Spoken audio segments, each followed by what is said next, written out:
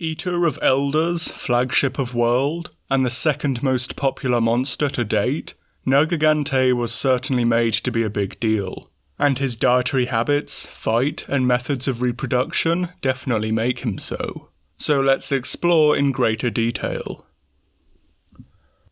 Perhaps the best place to start is the spikes. There has been much said about them, especially with their role in Nergigante's reproduction. So let's see what the book actually says. And the fairly minimal text only says that when exposed to nutrients, egg cells in the spike began to divide. And that's the summary of the concrete evidence they have for Nergigante using spikes for reproduction. But from a Doylist perspective, Fujioka does add that Nergigante canonically has asexual reproduction. And this isn't so unusual, but rather several normal things that become unusual when combined.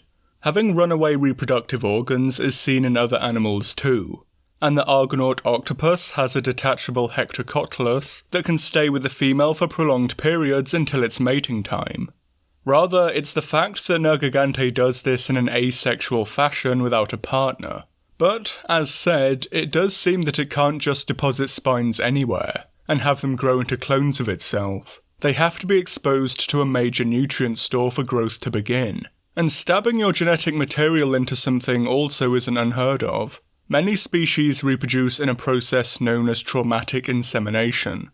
Bedbugs and sea slugs are very well known for this, with the males having spear-like genitals that they stab their females with to mate. Sea slugs in particular are hermaphrodites, with the acting males stabbing the partner to fertilise their tissues, with certain stab points apparently being more fertile than others. But they're also capable of self-fertilising themselves as well. With acting males seemingly laying clutches of eggs, they can then fertilise ostensibly by stabbing themselves as well. So maybe this is where Nergigante's origins lie too.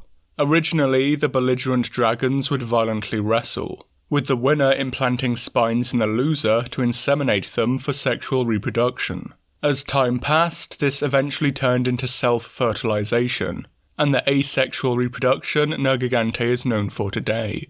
Rather than inseminating a partner, the self-fertilized spines are implanted in a nutrient-dense meal to help their growth until they presumably hatch. One thing that remains unclear is how this change happened across the species, whether there are actually multiple strains, for want of a better word, of Nergigante that split from multiple individuals in a breeding population, or if asexual individuals outcompeted sexual individuals until there was very little diversity between the clones themselves. So like many species, Nergigante can reproduce via parthenogenesis, essentially virgin births. On one hand, this is quicker and easier, as in theory you don't need to wait for a partner, or woo one, when in season, as you can just clone yourself whenever. But it also comes with obvious drawbacks on a population and evolutionary level. One is obviously a lack in genetic diversity, if you're just derived entirely from clones of one or a few individuals. This makes you especially vulnerable to changes in the landscape,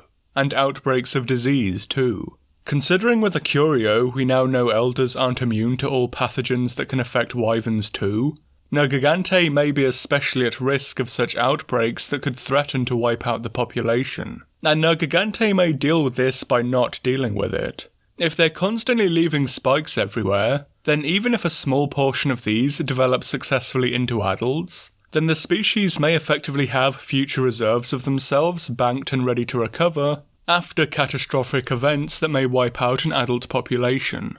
And this isn't totally unheard of either. Laibord's chameleon spend most of their existence as embryos. On hatching, they reach sexual maturity in a few months, mate, lay their own eggs, and then die. If a population is considered as reproductively mature adults, then for several months of the year, Laibord's chameleon render themselves completely extinct, except for their developing embryos. This is more believed to be a response to harsh environments. But for Nergigante it could be a similar strategy of having dormant, long-developing young to overcome population crashes brought on by a lack of genetic diversity. Similarly, it's also possible Nergigante may be able to change back. Parthenogenesis isn't that solid a game plan for various reasons, and can often result in extinction if it becomes the obligate method of reproduction over a quick fix. But in rare cases, some species that do so will actually change back to sexual reproduction. Despite beliefs that this would be impossible, parthenogenic animals can also sometimes more obviously retain the ability to produce functioning males too. So Nergigante may go through various evolutionary phases of sexual and asexual reproduction depending on numbers, the environment, and other selective pressures acting on them at the time. Nergigante's habit of leaving spikes everywhere may stem from opportunistically attempting to set its seed wherever possible. But it may be that only certain targets or areas are sufficient for successful reproduction. It's not known what stage the young would hatch from the spikes, and so what food source would be sufficient for them to grow from. So whether the Baroth killed by Nergigante could be a sufficient nest or not remains to be seen. In theory, if areas of high bioenergy can be accessed by wyverns too, then spikes implanted in certain areas like the Elder's Recess should be able to passively grow, albeit perhaps at a slower rate. Presumably the spikes and embryos within lack the invulnerability of the adults, or the rotten veil would be littered with spikes and essentially be the ideal breeding ground. It seems fair to assume the effluvium would erode or suffocate the embryos before a sufficient growth stage, and as such the veil remains Val's domain. The guild also suggests that Zora wasn't just being targeted by the Nergigante in the story for food, but for its young as well. There would be no target more rich in biomass, bioenergy and nutrients than Zora Magdaros itself, and Nergigante could probably litter its body with spikes while still alive to grow a superior crop of strong young multiple times over. Dead, it would still provide a superior farm for its young. Certain elders may provide ideal estates for Nergigante to bear young in. Shara Ishvalda may be another such target, and the ruiner Nergigante fought in Iceborne's story seemed keen on trying this elder over other prey, presumably for the same reason. It could also be possible that Ruiner first headed over to the New World with intent to catch up to Zora and failed, or did after Zora left the main storyline and died, and then began to pursue Shara afterwards as well. Other elder dragons may also provide sufficient acreage in this regard too. A beached Seadeus, Nakakos or Daimoralis, anything along the lines of Gogmazios, Geismagorm, Leo Shanlung, Yamatsukami, or even the rarity of the black dragons or the Jivas, may provide an unparalleled feast for Nergigante to recreate itself. At these key events, multiple Nergigante may well come into contact with each other. If they had a sexual phase in their evolution, then once upon a time this may have been a key event for socialization, and possibly mating. In other top predators believed to be mostly solitary like great white sharks, whale carcasses have been suggested as social arenas that mature individuals may gather at pre-mating. However, in their asexual phases they presumably only result in combat, with Nergigante being presumably unwilling to share their treasures with anyone else. The horns, which often seem unused against other opponents, and which are often intraspecific weapons over interspecific ones, may also come into play here as well. The large and bulbous horns curve backwards over the body, and seem best adapted to fencing or ramming, with Nergigante often fighting by rearing up and throwing its weight around in body slams. It does seem possible that they engage in ramming contests with one another where they butt horns. This may seem bizarrely restrained compared to the usual mauling opponents receive, but if the case it could just be a holdover from prior to developing asexual reproduction. Males, or acting males, or just everyone, could have established strength prior to mating with such headbutting. The behavioural instinct on seeing other Nergigante may still be to fight, but with the past pre-mating displays of strength that have not yet been shed, much like the horns themselves. On a similar note, Nergigante often rearing up in combat shows its surprisingly colourful underbelly. The reason for such a flamboyant display is unknown, but like the horns it may be something of an evolutionary leftover as well. In other species with brightly coloured bellies, this is also for intraspecific reasons, communicating either sex or aggression to others of their own kind. Again, denoting anything to anyone outside of a punch to the face isn't really Nergigante's style, but this display would pair well with a form of ritualized combat that involved a lot of rearing up at one another. The bright colours may have signalled a fight was about to break out, as their last chance to back down, or to show the one initiating was dead set on combat. Whilst many elders have minimal sexual dimorphism, many of these traits in Nergigante do seem to be rare sexually dimorphic traits seen in other elders too. So we could suggest that when taking up asexual breeding, most of the hermaphrodite Nergigante population became set as acting males, albeit ones able to self-fertilise like the sea slugs. For what it's worth, some scholars do refer to Nergigante in the story as a he. The male traits may have allowed them to outcompete remaining subordinate individuals or acting females, and clone themselves, until that potentially becomes unviable.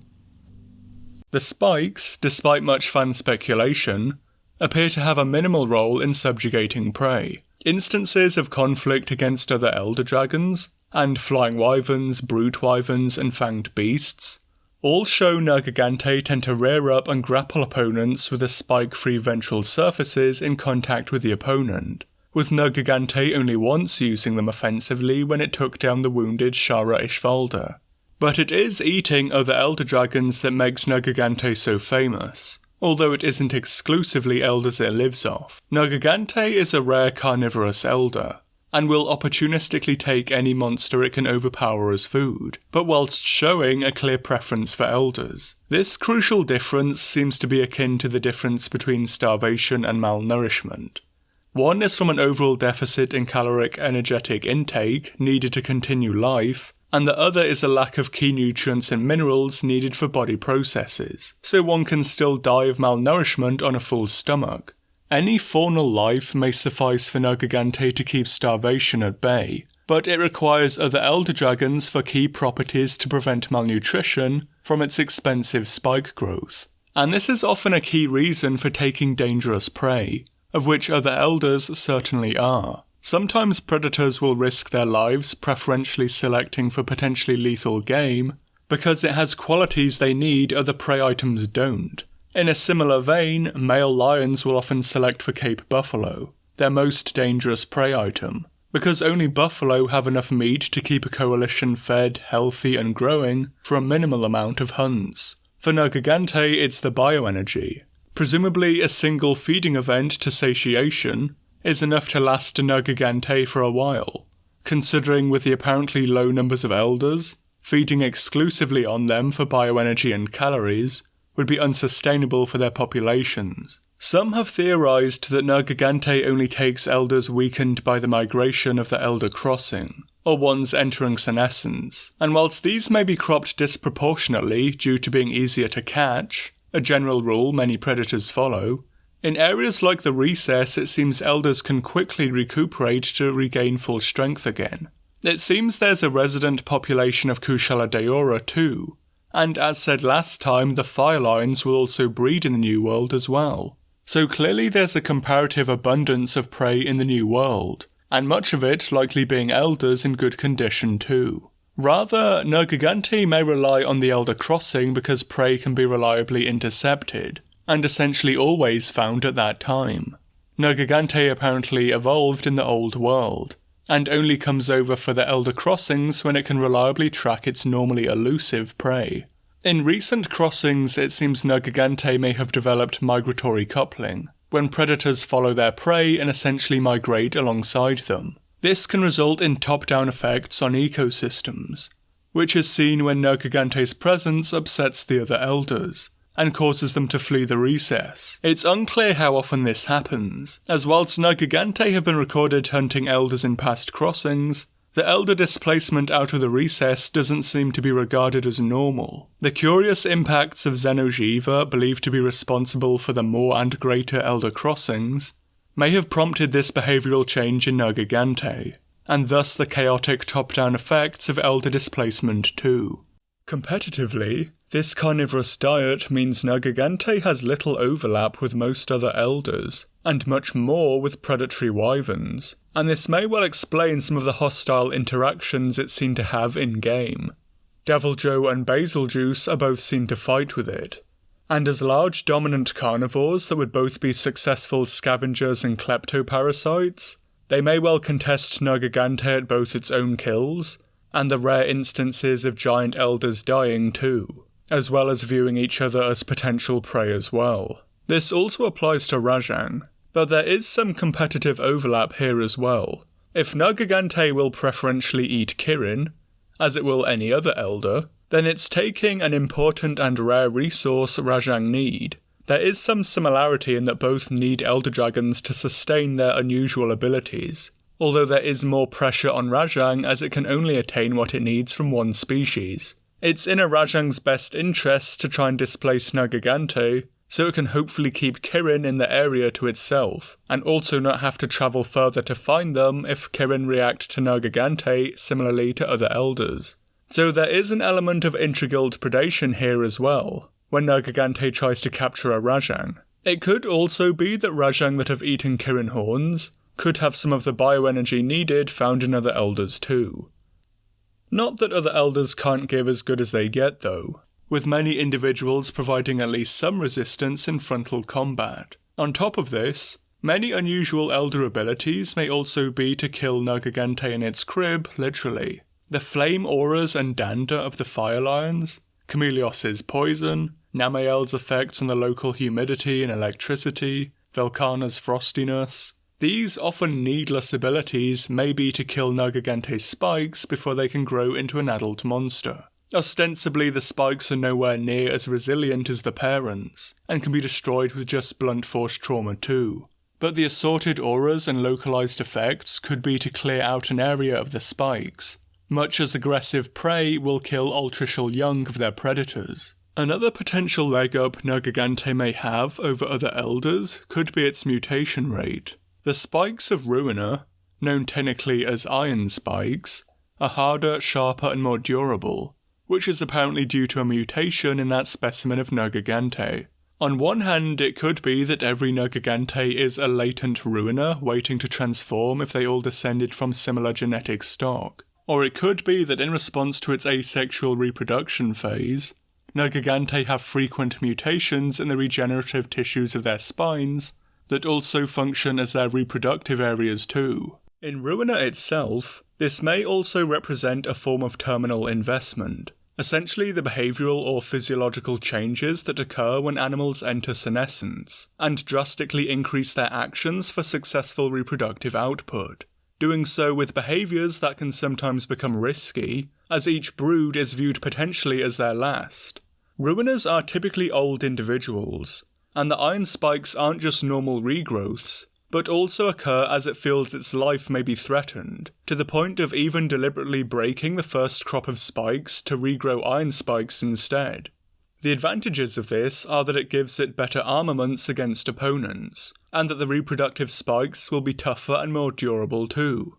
It either makes Ruiner more likely to succeed in its fight, or it gives the thrown spikes better chances if Ruiner kills its opponent, but still succumbs to its own wounds anyway. This may seem like a lot for the Hunter, but it's worth remembering the Hunter started the fight with Ruiner and was never their target. The Ruiner in the story was presumably after Shara Ishvalda, who would be a huge and potentially risky payout for a senescent Ruiner, who may have been searching for the biggest payout available for potentially its final crop of spines, which it would naturally make iron spikes to give them the best chance as it views them as its last output. The benefits of this mutation in creating a superior crop of possibly final young, or helping to do so, may be what fixes such a mutation in a population. A lot of this, and the ideas of mutation, may not sound too unusual, but it could be for what we know about elder dragons.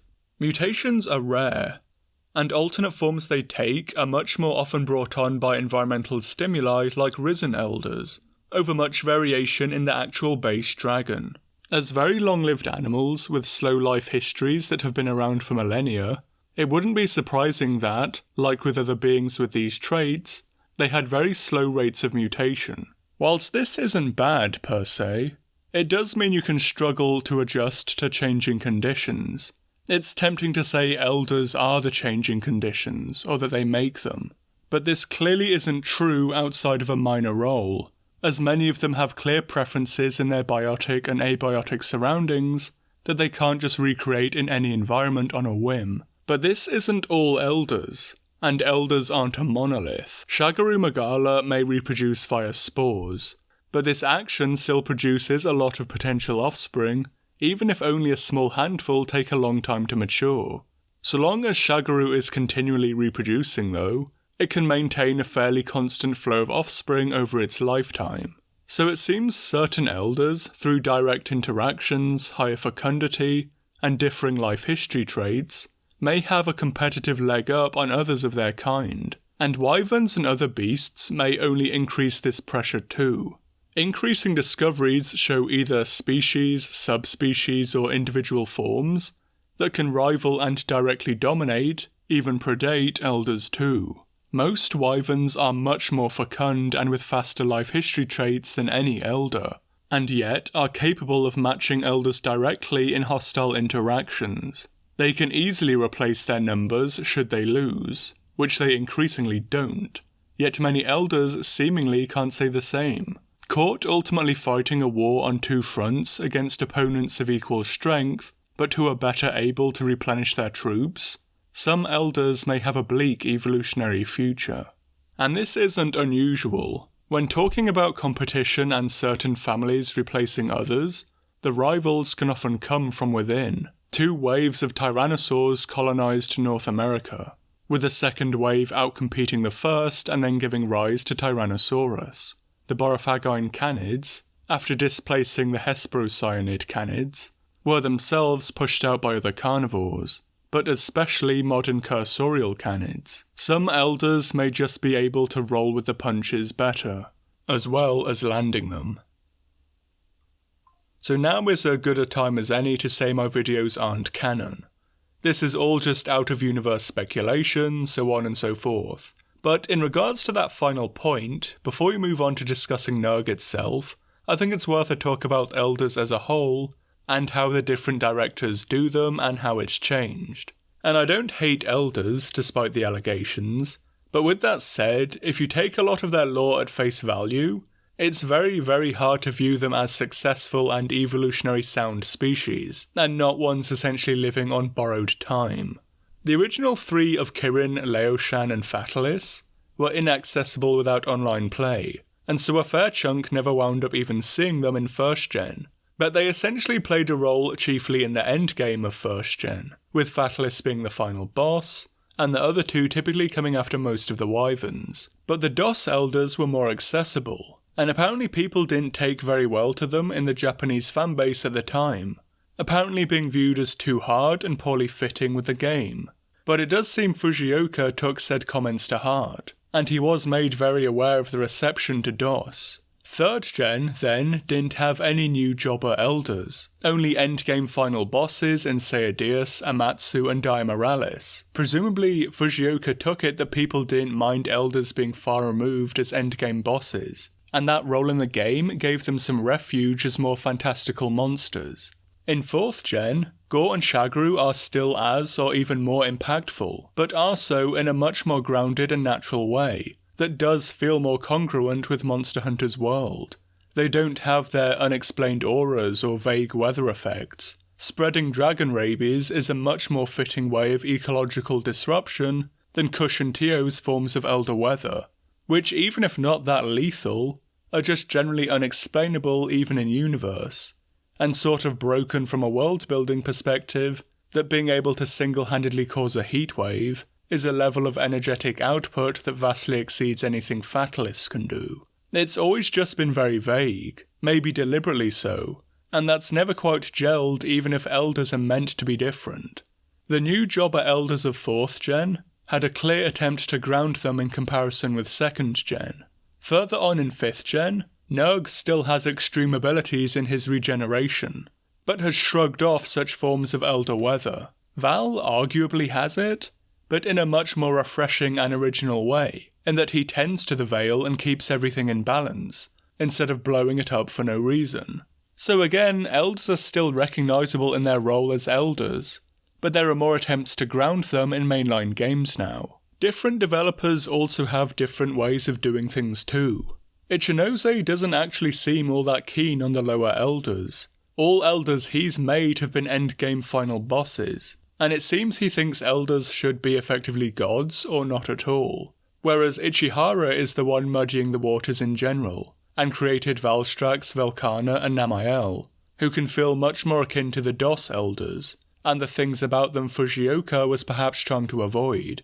But with that said, they do somewhat complete the set of elemental and ailment dragons. Velk and Namael are the definitive dragons of ice and water, as Tio, Kirin and Chameleos are the dragons of fire, thunder and poison.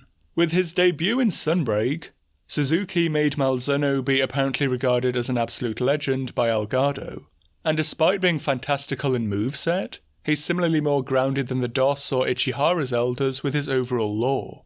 He doesn't really do much other than just vibe around the place, and Geismagorm, like the Magalas, spreads his devastation through his diseased swarm. These elders too do generally feel like they've been reworked with that initial criticism at heart, and whilst I don't dislike Kush or Tio, I think some of their lore and such does stick out a bit in comparison, and it's often the poorest represented bits in gameplay too. Some say they want elders strong again, like in 2nd gen, and from portable 2nd gen I'd say they never felt weaker or more like normal monsters. Their quest ranks were nothing special, and they were often a lot easier to defeat when spread out over multiple quests, unlike the higher ranked wyverns. But really I think a lot of the new lore brought in is what's done elders in that regard. Chiefly I think trying to power scale them has just really backfired. 5th gen lore really emphasising their low numbers, long lifespans and lack of breeding all don't do them any favours, and a lot of lore initially meant, and that was fairly successful, to make them seem more mysterious and cool, just now makes them sound like what many people think pandas are instead. This was fine when we knew little of elders in 2nd gen, and they better fit a mysterious role in a more fantastical sequel. But this is now only made a lot worse by the big spike of monsters that can now kill elders with either little effort, or do so obligately. Nerg needs to eat elders. Rajang apparently beats them to death for fun with some regularity. Of course Magna kills them. Flaming Espinas can now literally one-shot Teostra. There's a dozen wyverns that are on par with them now. It's not boding well for a group of already rare creatures, seemingly unable to restock their losses, from an ever-growing group of rivals seemingly able to crush them with increasing ease. I'm going to bet this trend isn't slowing down, and it does seem that lore-wise Capcom have tied themselves in a bit of a knot there. So rather than just basic thoughts on Nerg, with both him and World often being a heavily discussed point in the fandom, and the fact I wasn't sure how much I had to say on Nerg analysis-wise too when initially writing this, let us have a breakdown of Nerg in his role as World and how well he fits in it. First off, how well does Nerg succeed as the Eater of Elders? Some have scoffed at this, partly from just generally not liking it, and some not really buying it either in the context of the design and the story. And the fact that we never see Nerg kill another Elder until Ruiner takes out Shara, or find half-eaten Elders on the map like with dead monsters prior to Geismagorm, and that Nerg is fought before the other Elders in the story, and some of the Admiral's dialogue, all don't really help his case here. The Turf Wars are good, and far less filleting to Nerg than the other hype beast monsters, but if there was one instance they probably should have leaned into that, it was maybe here. I think Iceborne and Ruiner do a lot of favours in that regard, and generally sell what they wanted Nerg to be a lot better. But in Base World, I don't necessarily disagree that they could have sold that better in the story. For a game that tells you about its monsters with environmental storytelling, and their interactions really well, they did boof it there with Nerg to an extent. It does communicate that he's stronger, but it doesn't really sell him as the Eater of Elders. But what about design-wise? And this is mixed for me. Nerg overall has the two traits you'd want if you hunted Elders: immense strength, and a way to get around their damaging auras or elemental abilities they produce, which for Nerg is with regeneration. And whilst other than having Nerg be in some way portrayed by David Tennant, there's no real way you can communicate that something is going to regenerate. Whereas with strength, you sort of can. Overall though, I think showing Nerg's regenerative abilities in-game, and crucially before you fight him, overall did a good job of setting that up before his actual showdown. Nerg has a mixed set of concept art as many flagships do, and whilst I think the final one they settled on is okay, it doesn't necessarily scream strength to look at it. Or indeed weight. Nerg's moves do, but something like Sawyer Lee's Great Kinsbane or Hullbreaker, or even How to Train Your Dragon's Red Death, do convey weight, strength and robustness, being like giant scaly bears. And I think a thicker design would suit the moveset too, as Nerg is often about using his own weight for momentum for a very physical fight. So make him look heavier really. One of his concept art pieces was essentially Winged Joe, and I do think Devil Joe, despite some of my criticisms, conveys strength very well, by being a giant bodybuilder dinosaur. Strength, in fairness, is a hard thing to convey well in visual design, as some monsters and their creators can take too much influence from what makes a human look strong, over what actually makes you strong, which itself can often be hard to eyeball. As such, some monsters are overly stereotypically burly to the point of looking comical or fat, like Zin and Magna can with their overinflated limbs and chests. I think also a bigger focus on the mouth over the horns would fare better for the theme of consumption. If his role in the game is the eater of elders, then the eating organ should be very pronounced. Nerg doesn't really use his horns that much in combat, and lore-wise either. Eating dragons would need a big strong jaw that should have been a priority, yet comes across as middling in his design.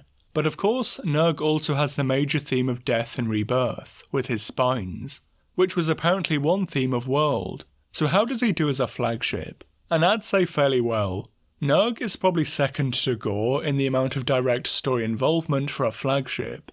And overall, I've come to view that as perhaps the most important aspect of a flagship. How much of a rival they feel like to the player as their opposition in the story. I've seen it said that a flagship should embody the traits of the game they're in, and in this regard I'd say Rathalos and Lagiacrus succeed the best. One being a naturalised take on the traditional fantasy creature in the game kickstarting the franchise, and the other being the most recognised embodiment of water combat. In fact, as of 5th gen, I much more feel that's the starter monster's job, to show you what that particular Monster Hunter game is about. Great Jagras has his interactions with the environment and other monsters, to tell you to explore this world and that the game is not just about hunting. And Great Azuchi gets completely folded by the wirebug with no way to counter it. Nerg doesn't carry the living breathing world aspect that well, but both Fujioka and Tokuda wanted the theme of world to be death and rebirth. But I think it's fair to say that exploration of ecological environments inadvertently overpowered this theme for the best. Not that death and rebirth aren't a key part of certain areas like the Vale and Highlands combined. Fujioka has seemingly wanted this to be a core part of a flagship elder since DOS, where it was part of Kushala's molting, and more overtly in Shagaru. With Nerg taking this on much more in gameplay rather than cutscene, I'd personally say this is the best interpretation of said theme to date. Whether Fujioka's got this creative urge out of his system, or if he thinks it's a reliable theme for multiple elders, we'll just have to see in future. So is Nerg a good monster? And for the most part, yes. It took me a while to warm to Nerg, but overall he is my favourite 5th gen flagship. Not that it was much of a horse race, but still. I think Magnamalo did partially help that opinion, by having a version of Nerg that was just done drastically worse in every single way, to make me much better appreciate Nerg for what he actually is. Fight-wise, both he and Ruiner are pretty good. Solid, simple, brute force back and forth between monster and hunter, but in a way that never feels too simple for an elder with the spike gimmick. Again, after Sunbreak, that's just hugely refreshing.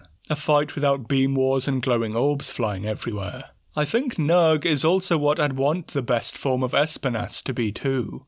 I've said before how Espinas has a fight that feels like it was made by committee, in that it's a competent but not hugely original mix of flying wyvern moves with little identity. And Nerg's is the identity it should have, making yourself a giant wrecking ball, with the recognition your whole body can function as a weapon, and that you're the less breakable component of you in the environment. Espinas has a strong personality and good lore, that his generic fight never really leans into. Nerg's recklessness and him destroying his own nest around him make for a dramatic display of who he is. I'll probably always be mixed on the spikes. On one hand, they have a purpose, which is reproduction in lore and stabbing you in fight, but maybe they can be a little excessive. Overall, is Nerg a good eater of elders, flagship and monster? And maybe not, yes and yes. Thanks for watching, and thanks too to my patrons, the Super Duper, Samburgo, K. Sandom, Holden, Nickname 3110, Erengar Steiny, Kieran McCarthy, Flygon's Archives, Hui Hui, Dapperaptor, Original Username, Evilly, Howleth, Archerzor Queen, Tommy Choi, Jacob Wilcox, Seth Fake Last Name, Zacer, Dodecablos, and Bazugazu Bakuhatsu Bakumatsu, for their continuing generosity helping to support the channel. There's a link in the description too for anyone interested in joining, and any amount is always appreciated. Thanks as ever as well to Kamen Rider Moten for providing the excellent digital artwork for these videos too.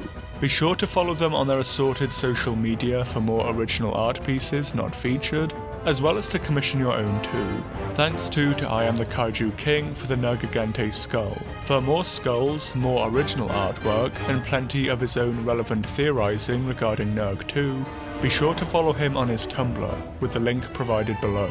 And finally, thanks to Goji for providing the translated information from the Iceborne book for Ruiner, and just generally to embellish the script too. I'm glad everyone enjoyed the fire lines last time, or seemed to at least. This one will probably be more contentious, but hopefully many will still get something out of it anyway. Who knows why I put Nerg as an option on the poll, but at least I can say I covered him as he did get a fair few requests. Next time will be a Spec Evo short, or rather long, and then another non-Monster Hunter video many should still enjoy.